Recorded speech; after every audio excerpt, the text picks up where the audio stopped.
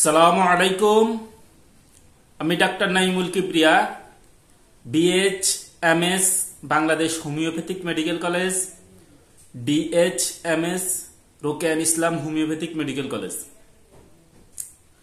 আমরা বলতেছিলাম polycystic ovarian সিনড্রোমের একটা লক্ষণ বা একটা কারণ, সেটা হচ্ছে মানসিক স্ট্রেস। মানসিক স্ট্রেস হইলেও অনেক সময় পলিসিস্টিক ওভারিয়ান সিনড্রোম হইতে পারে।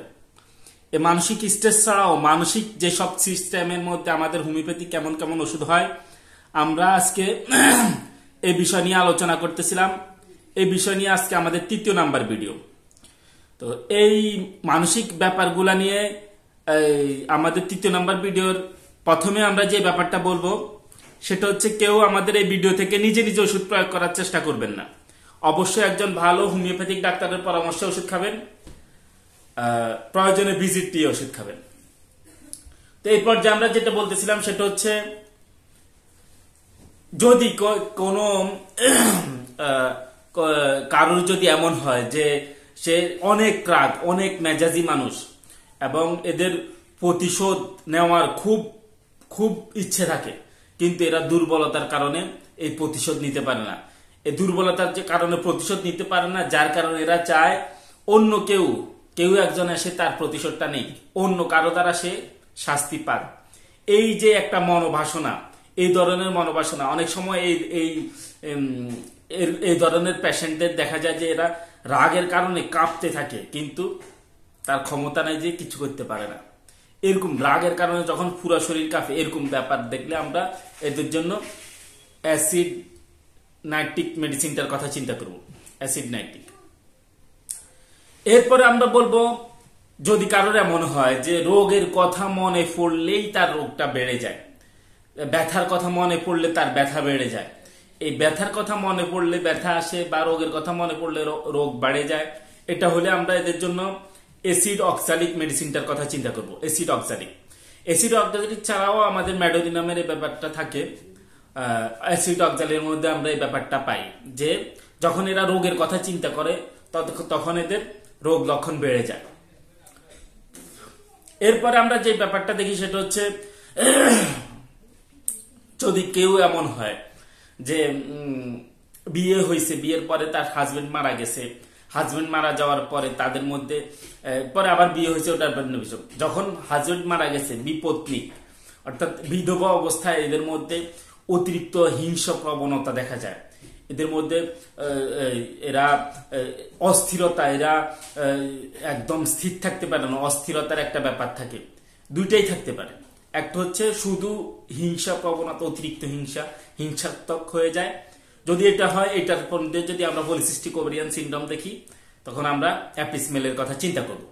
সাথে সাথে যদি অ্যাপিসমেলে এমনও হয় যে তার মধ্যে হিংসা প্রবণতা খুব একটা নাই, বা সে বিধবা না, বেশ এমনি স্বাভাবিক একজন মহিলা, তার মধ্যে অ্যাপিসের অন্যান্য লক্ষণ আসে, সাথে সাথে তার মধ্যে অতিরিক্ত অস্থিরতা, তারা একদম স্থির থাকতে পারে না, একদণ্ড স্থির থাকতে পারে না, মানে অস্বাভাবিক অস্থিরতা। এটা দেখলে আমরা যদি পাশাপাশি এই অ্যাপিসমেলের অন্যান্য লক্ষণ দেখি, তখন আমরা এদের জন্য অ্যাপিসমেলের কথা চিন্তা করব। এরপর আমরা বলবো, রোগী যদি তার রোগ নিয়ে রোগ ভালো হওয়া না ভালো হওয়া নিয়ে এতটা কনফিউজড হয়ে যায় এবং সে মনে করে যে সে মারা যাবে ফিক্স, এবং সে এই মারা যাওয়ার একটা সময় বলে দেয় যে আমি আগামী সপ্তাহে মারা যাব। কমন ভাবে অ্যালোসক্রিটিনা সে আগামী সপ্তাহে মারা যাবে আর 1 সপ্তাহ বাঁচবে, এরকম একটা ব্যাপার তাদের মধ্যে থাকে। অ্যালোসক্রিটিনা সে যে কোনো ভাবে সে বুঝাইতে চায় সে আর এক সপ্তাহ বাঁচবে, 1 সপ্তাহ পরে সে মারা যাবে, তার আর সময় নেই। তো এইরকম হলে আমরা এদের জন্য অ্যালোসক্রিটিনার কথা চিন্তা করব। এরপর আমরা দেখি ইথুজাতে যে ব্যাপারটা আমরা দেখি, এদের মানসিক সিস্টেমের মধ্যে দেখা যায় যে ভ্রান্ত ধারণা এমন যে এরা মনে করে ঘরের মধ্যে কুকুর, বিড়াল বা ইঁদুর দৌড়াদৌড়ি করতেছে। এরা মনে করে, মানে এদের কাছে মনে হচ্ছে কি একটা জানি দৌড় দিল এদিকে, এরকম একটা তার মধ্যে ভাব থাকে। ওই রুমে কেউ একটা কুকুর দৌড় দিছে বা বিড়াল দৌড় দিছে বা ইঁদুর একটা দৌড় দিছে, এরকম সে মনে করে, তার ধারণা হয়। অনেক সময় তারা এরকম বলে দেশে দেখছে, এরকম একটা ব্যাপার বলে। এই যে একটা মানসিক অবস্থা, এই অবস্থা দেখলে আমরা ইথুজার কথা চিন্তা করব। ইথুজাতে আরো যে ব্যাপারটা দেখি আমরা, সেটা হচ্ছে এরা প্রাণীদের প্রতি এদের একটা ভালোবাসা থাকে, এই প্রাণীদের প্রতি সহমর্মিতা থাকে। সহমর্মিতা থাকার কারণে এরা প্রাণী পোষে, প্রাণী পুষতে ভালোবাসে। এরা চায়, এরা কিছু প্রাণী পালন করতে চায় এবং পালন করে। এরপরে আমরা দেখি যদি ইথুদের মধ্যে আরেকটা ব্যাপার থাকে যে এরা যখন ঘুমাইতে যায় এদের মৃত্যু ভয় এত বেশি থাকে। এরা মৃত্যু ভয়ের কারণে এরা ঘুমাইতে ভয় পায়। এরা মনে করে আমি যদি ঘুমাই তো আর সজাগ হব না, আমি এই ঘুম থেকে আর সজাগ হব না, এরকম একটা ভয়ে এরা ঘুমাইতে ভয় পায়। সারাদিন তো মৃত্যু ভয় থাকে, কিন্তু ঘুমাইতে গেলে তারা অতিরিক্ত এরকম একটা ভাব থাকে।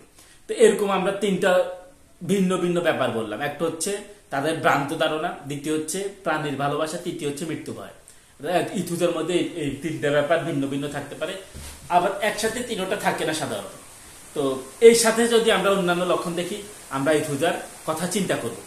আমাদের ভিডিও যথেষ্ট বড় হয়েছে, পরবর্তী ভিডিওতে আমরা বাকি বিষয় নিয়ে আলোচনা করব। আজকের মতো এখানে বিদায় নিচ্ছি। আসসালামু আলাইকুম রহমতুল্লাহ।